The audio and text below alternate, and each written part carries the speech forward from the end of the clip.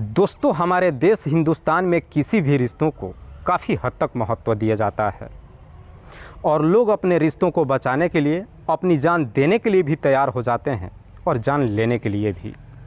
दरअसल आज की कहानी में रिश्तों का एक ऐसा खेल खेला जाता है कि जिसकी वजह से 3 लोग हमेशा के लिए इस दुनिया को ही नहीं छोड़ करके चले जाते हैं, बल्कि उसके बाद कई लोग सलाखों के पीछे भी पहुंच जाते हैं। वाकई में दोस्तों, आज की जो कहानी है ये आपको भी सोचने और समझने पे मजबूर कर देने वाली है कि आखिरकार इसमें गलत था कौन और गलती थी किसकी। नमस्कार, आदाब, मैं हसमुद्दीन और आप देख रहे हैं सफ़र क्राइम तक। दोस्तों, आज की जो सच्ची घटना मैं आपको सुनाने वाला हूँ, दरअसल ये घटना है उत्तर प्रदेश की। उत्तर प्रदेश का एक ज़िला पड़ता है संभल और इसी संभल ज़िले का एक थाना पड़ता है धनारी। धनारी थाने के अंतर्गत एक गांव आता है गढ़ा और इसी गढ़ा गांव के रहने वाला है बिनामी, जो पेशे से एक किसान है। दरअसल बिनामी के परिवार में उनकी पत्नी शीला देवी के अलावा टोटल 7 बच्चे हैं, जिसमें 4 बेटा और 3 बेटियां। दूसरे नंबर के बेटे का नाम है बंटी, जिसकी उम्र है लगभग 22 साल, जो इंटरमीडिएट तक की पढ़ाई कर चुका है। बिनामी के ही पड़ोस में रहने वाले उनके छोटे भाई हैं, जिनका नाम है तुलसीदास। दरअसल तुलसीदास के भी परिवार में उनकी पत्नी शीला देवी के अलावा टोटल 7 बच्चे हैं, जिसमें 6 बेटा और 1 बेटी। बेटी का नाम है सोनम, जिसकी उम्र है लगभग 21 साल के आसपास, जो अपने सारे भाइयों से छोटी है। बंटी और सोनम, जो दोनों बचपन से एक साथ ही पल बढ़ के बड़े नहीं होते हैं, बल्कि पढ़ाई लिखाई भी एक साथ ही करते हैं। बंटी और सोनम जो दोनों ही चचेरे भाई बहन होते हैं, लेकिन बंटी जैसे ही जवानी के दहलीज पे कदम रखता है, अपनी चचेरी बहन सोनम को पसंद कर लेता है। चूँकि दोनों का घर आस पड़ोस में होता है, इसीलिए दोनों के परिवार के लोग एक दूसरे के घर अक्सर आया जाया भी करते थे। लेकिन बंटी जब सोनम को पसंद कर लेता है, चाह करके भी उसे अपनी दिल की बात नहीं कह पाता है, क्योंकि बंटी को ये बेहतर तरीके से मालूम था कि सोनम उसकी चचेरी बहन है। हालांकि बंटी अपने दिल को काफ़ी समझाने की कोशिश करता है, लेकिन बंटी आखिरकार अपने दिल के आगे मजबूर हो जाता है और एक दिन हिम्मत करके जब सोनम के घर पे जाता है, मौका देख करके सोनम से अपनी दिल की बात कह देता है। हालांकि सोनम के दिल में बंटी को लेकर ऐसा कुछ भी नहीं था, लेकिन बंटी जैसे ही अपने प्यार का इजहार सोनम के सामने करता है, तो सुन करके सोनम भी एकदम से चौंक जाती है और साथ ही साथ बंटी को समझाते हुए कहती है कि तुम कैसी बातें कर रहे हो, तुम्हें बेहतर से मालूम है कि हम दोनों चचेरे भाई बहन हैं। लेकिन बंटी सोनम के सामने अपनी हाथ जोड़ करके कह देता है कि मैं तुमसे बेइंतहा मोहब्बत ही नहीं करता हूं, बल्कि मैं तुम्हारे बगैर जिंदा भी नहीं रह सकता हूं। हालांकि बंटी जब इस तरह की बातें कहता है, सोनम उसे और ज़्यादा कुछ जवाब तो नहीं देती है, लेकिन उसके बाद से सोनम भी अब बंटी को लेकर के आगे पीछे सोचने लगती है। रात्रि के वक्त जब बेड पर सोने के लिए जाती है, तरह तरह का ख्याल दिमाग में आने लगता है और आखिरकार सोच विचार करने के बाद सोनम को भी ये एहसास होने लगता है कि बंटी कोई ख़राब लड़का नहीं है, क्योंकि बंटी को वो बचपन से जानती थी। कहीं ना कहीं सोनम के भी दिल में बंटी के लिए प्यार आ जाता है, जिसकी वजह से जब बंटी अगले दिन सोनम से मुलाकात करता है, तो सोनम भी बंटी के प्यार को एक्सेप्ट कर लेती है और फिर बंटी और सोनम के बीच में प्रेम प्रसंग शुरू हो जाता है। और फिर बंटी और सोनम के बीच में जब प्रेम प्रसंग शुरू होता है, दोनों मौका निकाल करके एक दूसरे से बातचीत ही नहीं करते हैं, बल्कि जैसे ही एक दिन मौका मिलता है, आखिरकार दोनों ही मान मर्यादा की सारी सीमाएं तोड़ देते हैं और फिर बंटी और सोनम के बीच में संबंध बन जाता है। हालांकि जैसे ही दोनों के बीच में इस तरह का रिश्ता कायम होता है और जब कुछ महीनों का समय गुजरता है, आखिरकार एक दिन इस बात की जानकारी दोनों के ही परिवार वालों को मालूम चल जाता है। और दोनों के परिवार वालों को मालूम जब चलता है कि बंटी और सोनम के बीच में जब प्रेम प्रसंग शुरू हो चुका है, ये जान करके दोनों के ही परिवार वाले काफ़ी गुस्से में आ जाते हैं, लेकिन चाह करके भी कुछ कर नहीं पाते हैं। इतना ज़रूर होता है कि दोनों के परिवार वाले बंटी और सोनम को काफ़ी समझाने की कोशिश करते हैं, लेकिन शायद तब तक काफ़ी देर हो चुकी थी, क्योंकि लाख समझाने के बावजूद भी बंटी और सोनम अपने परिवार वालों की एक भी बात मानने के लिए तैयार नहीं होते हैं। बंटी भी जब अपने पिता की बात नहीं मानता है, तो आखिरकार बंटी के पिता मजबूर होकर के आनन फानन में अपने बेटे के रिश्ता बदायूं की रहने वाली एक लड़की से तय कर देता है और शादी की तारीख 25 जून 2020 को रख दी जाती है। हालांकि जब ये शादी की तारीख रख दी जाती है और इधर बंटी और सोनम को जब मालूम चलता है, दोनों ही काफ़ी परेशान हो जाते हैं, क्योंकि बंटी किसी भी कीमत पे उस लड़की से शादी नहीं करना चाहता था। इसीलिए शादी से एक दिन पहले बंटी सोनम से बातचीत करता है और कहता है कि हमारे पास अब मात्र एक ही रास्ता है कि हम दोनों ही घर छोड़ करके भाग जाते हैं।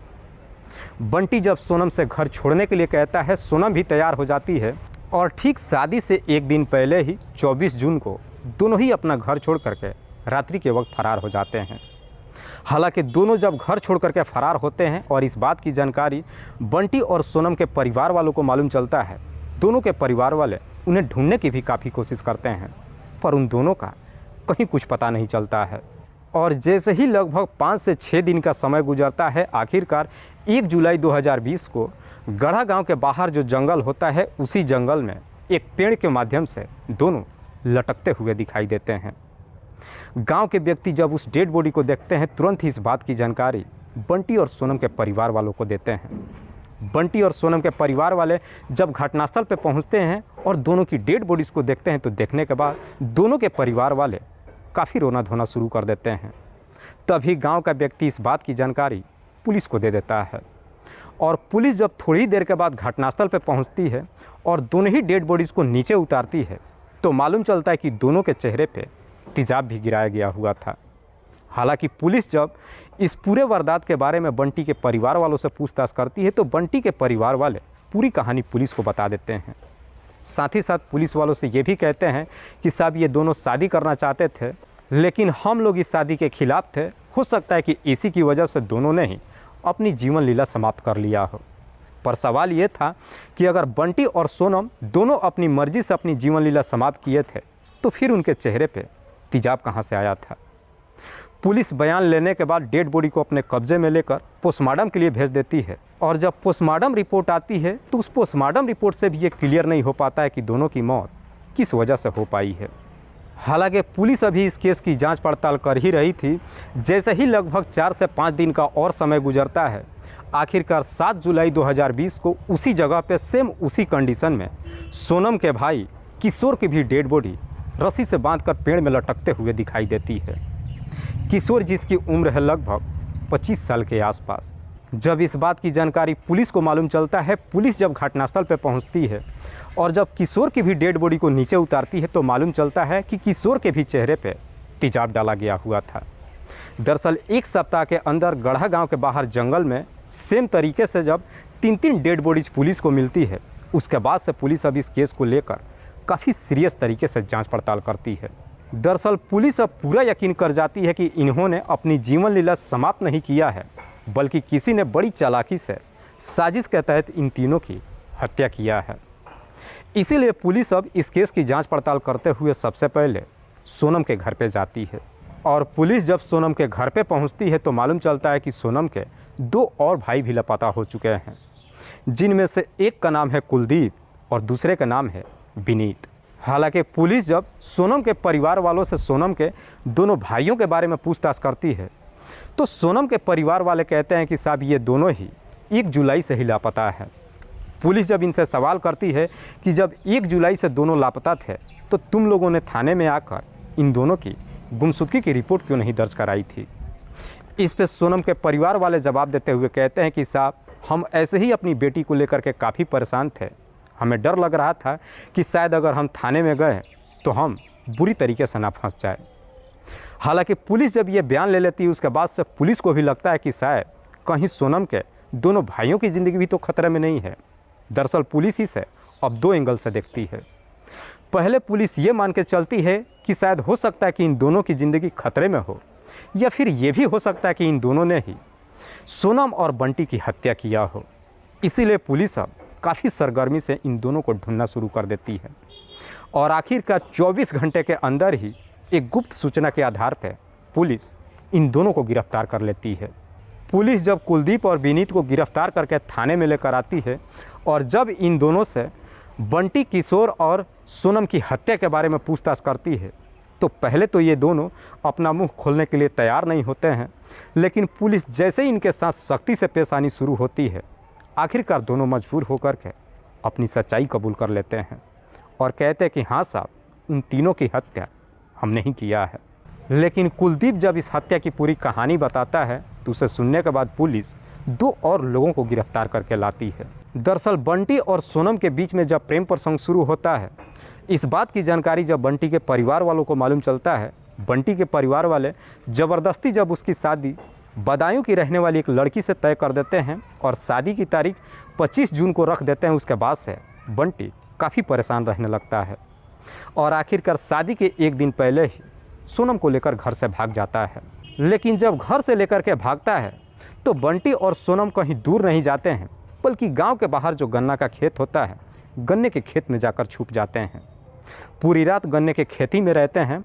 लेकिन दोनों जब घर से भाग करके जाते हैं और गन्ने के खेत में छुपने के लिए जाते हैं, तभी इन्हीं के गांव का रहने वाला एक व्यक्ति इन्हें देख लेता है, जिसका नाम है जगपाल यादव।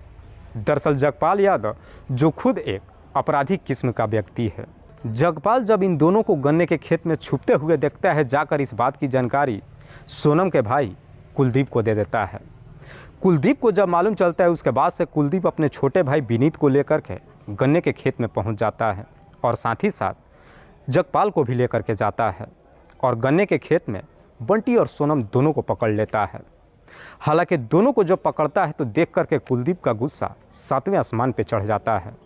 कुलदीप इस प्रकार से गुस्से में आ जाता है कि उसी वक्त ही दोनों को ख़त्म करने का फैसला कर लेता है और साथ ही साथ जगपाल से कहता है कि तुम बंटी और सोनम को हमेशा के लिए इस दुनिया से हटा दो। कुलदीप जब अपनी बहन और बंटी को मारने के लिए कहता है, जगपाल कहता है मैं इस काम को कर तो लूँगा, लेकिन बदले में मुझे 2.5 लाख रुपये चाहिए। 2.5 लाख रुपये की जब डिमांड करता है, कुलदीप उसे देने के लिए तैयार हो जाता है। उसके बाद से कुलदीप घर आता है, बोतल में कुछ तेजाब और रस्सी लेकर फिर से वहाँ पे जाता है और फिर उसी रस्सी को बंटी के गले में लपेट कर जोर से खींच देते हैं, जिसकी वजह से बंटी की घटनास्थल में ही मौत हो जाती है। बंटी की जब मौत हो जाती है, उसके बाद से सोनम के भी दुपट्टे को उसके गले में लपेटकर तब तक जोर से खींचते हैं जब तक सोनम की सांसें नहीं रुक जाती है। दोनों की जब मौत हो जाती है, उसके बाद से ये तीनों मिल करके दोनों की ही डेड बॉडी को लेकर के गढ़ा के जंगल में जाते हैं और फिर दोनों के गले में रस्सी बांध करके जंगल के अंदर जो शीशम का पेड़ होता है उसी में लटका देते हैं। लेकिन लटकाने से पहले इन दोनों के चेहरे पे तेजाब डाल देते हैं ताकि इनके चेहरे की पहचान ना हो सके। लेकिन जब इस घटना को अंजाम दे रहे थे, उसी वक्त ही कुलदीप का छोटा भाई किशोर वहाँ पे पहुँच जाता है और सब कुछ अपने नज़रों से देख लेता है। हालांकि जब देख लेता है, उसके बाद से कुलदीप भी किशोर को काफ़ी समझाता है, डराता भी और धमकाता है और फिर उसे अपने घर वापस लेकर आ जाता है। किशोर सब कुछ देख तो चुका था, लेकिन किशोर के अंदर एक कमी थी कि वो दिमाग से थोड़ा सा कमज़ोर था। लेकिन कमज़ोर होने के बावजूद भी उसे इतना तो मालूम था कि इन लोगों ने जो कुछ भी किया था वो सब गलत था। इसीलिए किशोर अपने भाई कुलदीप को धमकी देते हुए कहता है कि जो कुछ भी तुम लोगों ने किया है मैं परिवार वालों को बता दूंगा। और किशोर जब इस तरह की बातें कहता है तो उसकी बातें सुन करके कुलदीप को भी डर सताने लगता है कि कहीं हम पकड़े ना जाएं और फिर हमें जेल न जाना पड़ जाए। इसीलिए मजबूर होकर के कुलदीप अब अपने छोटे भाई किशोर को भी मारने का फैसला कर लेता है और जा कर के इस बारे में जगपाल से बातचीत करता है। जगपाल भी उसका साथ देने के लिए तैयार हो जाता है। उसके बाद से कुलदीप, विनीत और जगपाल ये तीनों मिल कर के 2 जुलाई को शाम के वक्त किसी बहाने से किशोर को लेकर उसी जंगल में जाते हैं और किशोर के भी गले में रस्सी लपेट करके उसे ज़ोर से खींच देते हैं, जिसकी वजह से किशोर की भी मौत हो जाती है। और जब किशोर की भी मौत हो जाती है, उसके बाद से किशोर के भी चेहरे पे तेजाब डाल देते हैं, साथ ही साथ उसके गले में रस्सी बांध करके उसी पेड़ में किशोर को भी लटका देते हैं। लेकिन उसके बाद से इन तीनों को डर सताने लगता है कि शायद हम कहीं पकड़े ना जाएं। इसीलिए घर ना आकर के तीनों ही मौके से फरार हो जाते हैं। वाकई में कुलदीप जब ये पूरी कहानी पुलिस को बताता है, उसके बाद से पुलिस कुलदीप के तहरीर पे जगपाल को भी गिरफ्तार कर लेती है। पुलिस जब इन तीनों को गिरफ्तार कर लेती है, उसके बाद से इन्हें जिला अदालत में पेश करती है, जहां से इन सबको जेल भेज दिया जाता है।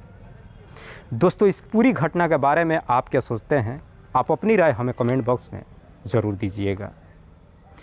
जाते जाते मैं आपको बता दूं कि कुछ मेरे व्यूअर्स हैं जो रोज़ाना मेरे इस वीडियो को देखते ही नहीं हैं, बल्कि अपना कीमती समय निकाल कर मुझे अपना प्यार भी देते हैं, जिनमें से एक का नाम है रमेश यदुवंशी।